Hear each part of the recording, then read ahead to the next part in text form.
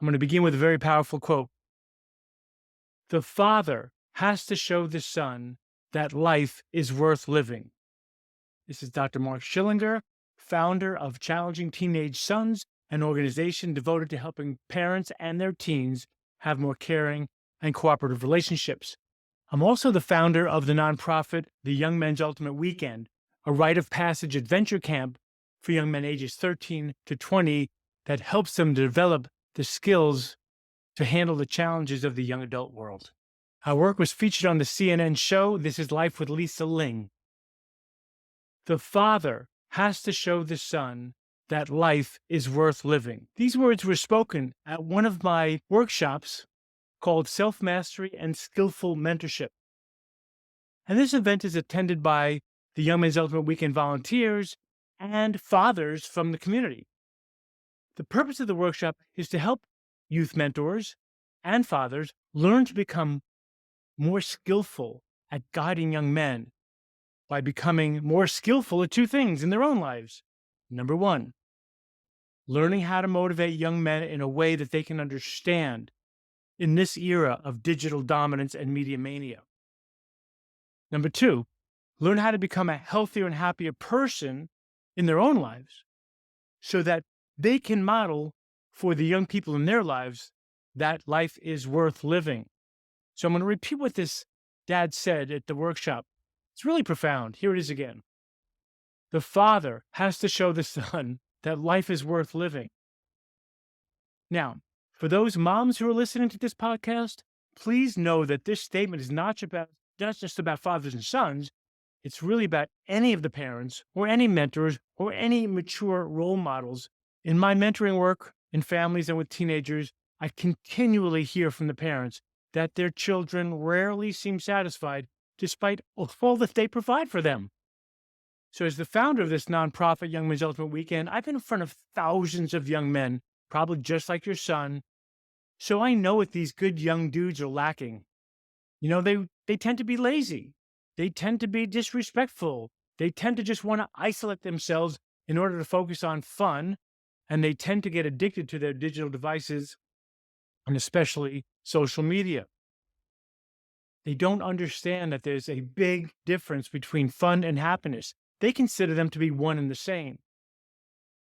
I like to tell them that fun can bring happiness in the moment, and it's usually tied to some activity or event. And that happiness will bring deep contentment for one's entire life, and it's usually tied to a healthy lifestyle. For teens to learn about happiness and contentment, they must see it with their parents. Of course, there's some exceptions. And for the most part, this is really true. Common sense and family research clearly points to this simple fact about parenting.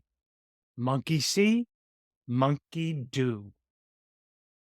If you're consistently working on your own inner peace and displaying gratefulness for the things you do have, and spending time with your family and friends and participating in the hobbies you enjoy, even when times are challenging, you're telling your teen that life is worth living. You're demonstrating to your teen that even during times of adversity, you can more smoothly move through it when you take good care of you.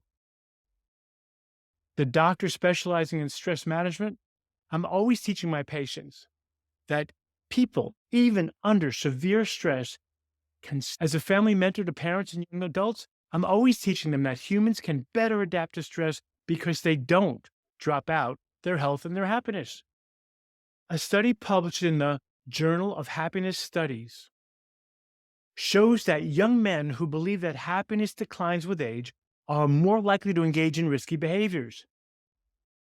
The report concluded their misguided negative view of the aging process may act as a disincentive to behave sensibly and to encourage them to make the most of the present in anticipation of being miserable in old age. That's intense. If your son inaccurately perceives that life is going to be a series of circumstances that will just get in the way of getting what he wants or doesn't want, he might feel defeated and give up trying to do the right things. When he makes poor choices of behavior, like spending way too much time on his devices, playing games or connecting with friends, or being disrespectful to you, he's acting out his sadness and frustration in an unhealthy way. He can't articulate it, he can't understand it. You might, like me, need to work long hours. Yet I've never been mentally happier and emotionally calmer, and I'm at 70 years of age now, and my health is really good. Part of the reason for this is because I take time every day to do things that I find fulfilling. Doing fulfilling things every day, even for just a few minutes a day, will naturally make your relationship with yourself and all family members more respectful and loving. Once you're showing to your children that you're making the effort to be happier, your children can be inspired to do the same. They may not tell you that. That's what you're modeling. That's what their brain is registering, and they're going to remember that. With my busy schedule, between seeing patients, running a nonprofit, and mentoring families, I've become the master of taking good care of myself in short spurts, from as little as 30 seconds or a minute to up to 5 minutes at a time. So I do these brief activities 5, 10 times a day in between other things I'm doing so that I can keep my body and my mind right. Plus, I start my day 7 days a week with at least 20 minutes of exercise, including stretching and yoga, some aerobics, some resistance tubing, lightweight work. And then I end my day when I get home from work with another 10 minutes of exercise. It's not a lot, but here's the key: it's consistent. 1 minute a day of something healthy and happy for you is better than no minutes a day. It's the consistency. When my son and daughter were teenagers, I used to have a little home office. It wasn't very big, but it was my place. And they would crack open the door. Sometimes they had their friends peeking in too, because our house was kind of like the cool place to be. And they would poke fun at me for taking, a few minutes to meditate or do some yoga or read something related to personal growth, or I'd be playing my piano in there. Now that they're in their 40s, what do you think they're doing? Monkey see, monkey do. Without lecturing or making your teen wrong, you can have, here's the key, very brief. You can have very brief, soulful conversations explaining why and how they can move their lives in the right direction. Your teen is way more likely to listen to you when you're doing what you're telling them to do. And that's not just including taking good care of yourself. If you're teaching them about responsibility, accountability, discipline, focus, empathy, kindness, things like that, you are obligated to give your best at doing the same. So parents need to earn the respect of their teens by being consistent in their practice of self-improvement. The next step is to show interest in your teen by asking them questions about the people, whether they're virtual or actual, or ask them questions about the activities that are interesting to them. Find out who are their heroes. Ask questions about the qualities of those people. Find out what hobbies they see other people doing and why they admire those people or those hobbies and why that may be interesting for them. Then you can mentor your son or have a mentor like me, show them how they can develop those same personality traits in their heroes. This will guarantee that your teen knows that you love them by supporting them to be true to themselves. And of course, we're talking about having them engage in healthy activities. Getting involved in some activities with your teen, whether you like those activities or not, is crucial in helping them feel that you care for them. Here's a quick story. When my son Gabe was in his teens, he used to love, and still does in his 40s, to listen to hip hop music. Now, at that time when he was a teen, I was listening to meditation music, rock music from the 60s. I was heavy into reggae and African music. At some point, I had to practice what I'm preaching to you right now. So I stopped fighting with him about what to listen to while we were driving in the car. So half the time I listened to what I wanted to or what my son wanted to. And I allowed him to listen to his music while we were driving, and I would ask him intelligent questions about what he loved about the music. It was fascinating to hear his perspective. The bottom line was that I was able to at least enjoy the beats because I'm a drummer, even though I didn't like the words, which I think are mostly unhealthy. And it gave us something in common. Now, just as a quick aside, my son, who's now in his 40s, owns a company called Legion Beats. You can look it up online, Legion Beats. It's a thriving company that sells hip hop beats all around the world and teaches young people how to make hip hop beats and sell them.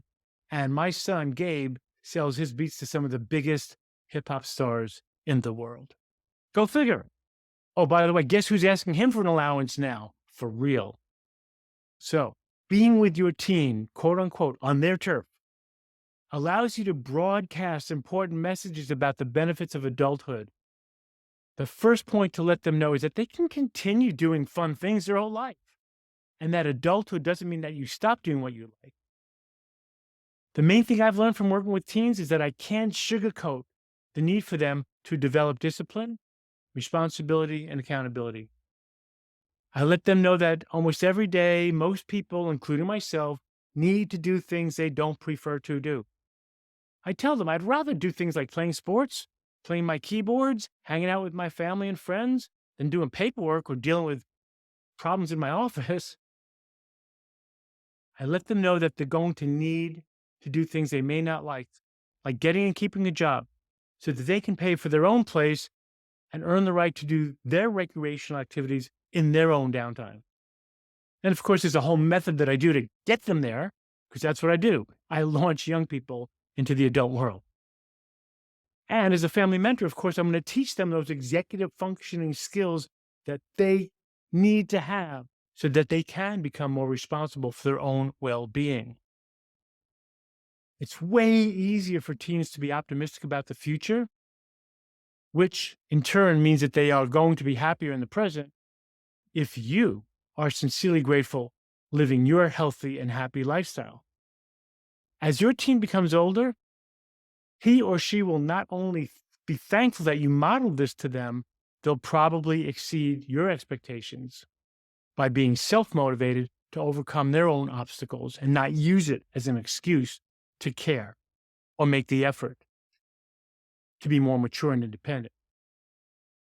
When I mentor parents and their teens on how to have more caring and cooperative relationships, I quickly find out how well they're taking care of their mental and physical health. I let them see that their own unhappiness or sense of unfulfillment is spilling out into their relationships with everybody else in the house. Once they get accountable for that, which they all do, they're way more likely to work together to have better relationships because they know it's going to make their house calmer and more loving. Trust me, no matter how different parents and teens are, they all want a calmer and more loving household to come home to every day. If you want to learn more about the Young Men's Ultimate Weekend, this rite of passage adventure camp for young men ages 13 to 20, email us at info@ymuw.org. info@ymuw.org. This was endorsed by Lisa Ling on CNN, and she also endorsed the work that I do with parents and their teens. And if you want to learn more about how I help teens and their parents have more caring and cooperative relationships, send me an email at info@challengingteenagesons.com.